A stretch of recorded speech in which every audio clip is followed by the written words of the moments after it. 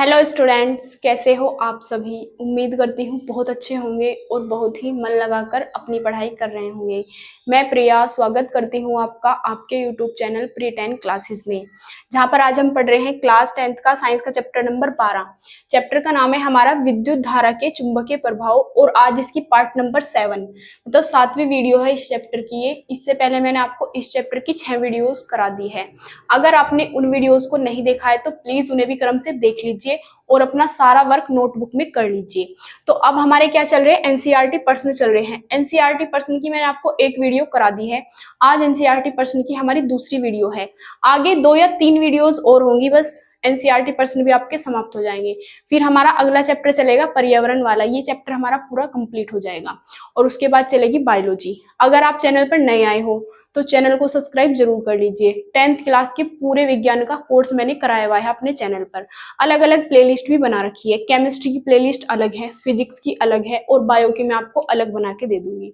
अगर आप अभी जुड़े हो तो अब से भी आप सारा वर्क कर सकते हैं। एक वीडियो 10 या 15 मिनट की है। एक दिन में बैठ के आप 1 घंटा भी देखोगे तो एक चैप्टर आपका पूरा खत्म हो ही जाएगा।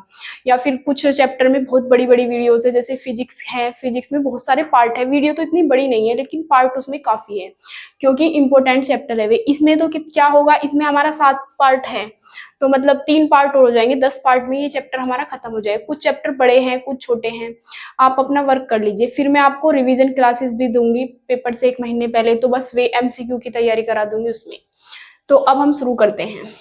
अब हमारा चैप्टर क्वेश्चन नंबर है 6। इससे पहले मैंने आपको 5 पर्सन करा दिए हैं।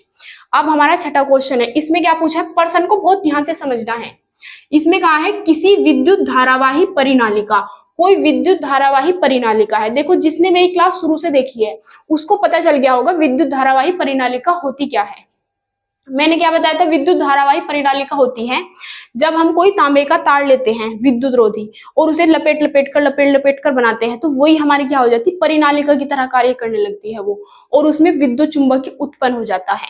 तो क्या है धारावाही परिनालिका, मतलब मैं आपको बना के दिखा देती हूँ। इस टाइप से बहुत सारे जुड़े हुए हैं, ये हमारी एक परिनालिका बन जाती है। के भीतर, तो इसके भीतर हमें बताना है चुंबकीय क्षेत्र कैसा होता है, कहाँ पे अधिक होता है, कहाँ पे कम होता है। तो जो हमारी विद्युत धारावाही परिनालिका है इसके केंद्र पे तो चुंबकीय क्षेत्र क्या होता है, अधिक। लेकिन इसके सिरों पर क्या होता है, चुंबकीय क्षेत्र घटता जाता है, मतलब कम होता है। ये इसका आंसर है। तो अब हम आंसर लिखेंगे, विद्युत धारावाही परिनालिका के भीतर केंद्र पर चुंबकीय क्षेत्र अधिक, केंद्र पर चुंबकीय क्षेत्र अधिक, चुंबकीय क्षेत्र अधिक तथा सिरों पर घटता जाता है। केंद्र पे तो अधिक होगा और सिरों पे क्या होगा, घटता जाएगा, अधिक तथा सिरों पर घटता जाता है।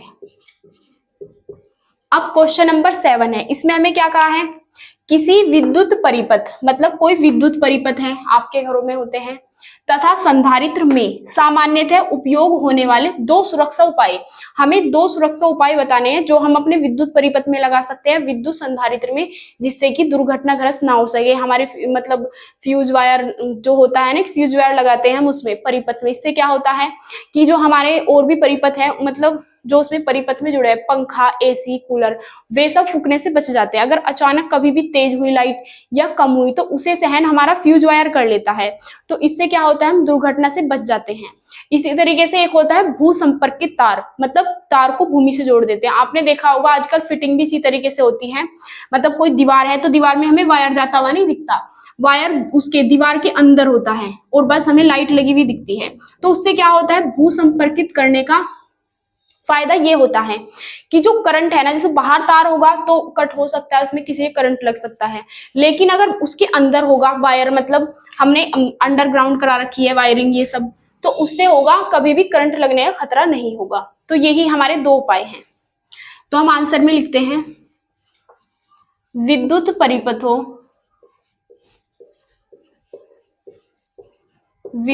परिपथों तथा संधारित्रों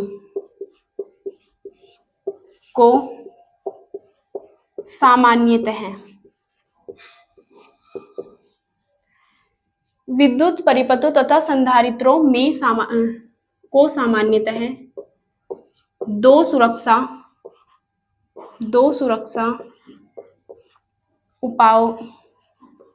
उपाय विद्युत परिपथों तथा संधारित्रों को सामान्यतः दो सुरक्षा उपायों का उपयोग किया जाता है मतलब वो दो सुरक्षा उपाय होते क्या हैं? किया जाता है। जैसे कि नंबर फर्स्ट हम क्या लिखेंगे? एक तो है भू संपर्कित तार, मतलब जो वायरिंग है, फिटिंग है, उसे हम भूमि से जोड़ देते हैं, मतलब अंडरग्राउंड। भू संपर्कित तार का उपयोग करना। और नंबर दो क्या होता है? फ्यूज वायर भी बोल सकते हो, फ्यूज तार भी बोल सकते हो। फ्यूज वायर का उपयोग करना, और एक भू संपर्क तार का उपयोग। तो ये हमारे दो सुरक्षा उपाय हो गए। उम्मीद करती हूँ आपको समझ आ गया होगा। अब आप इसका स्क्रीनशॉट लेके नोट कर लीजिए।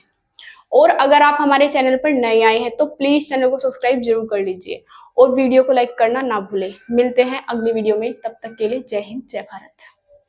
अब आप नोट कर सकते हैं।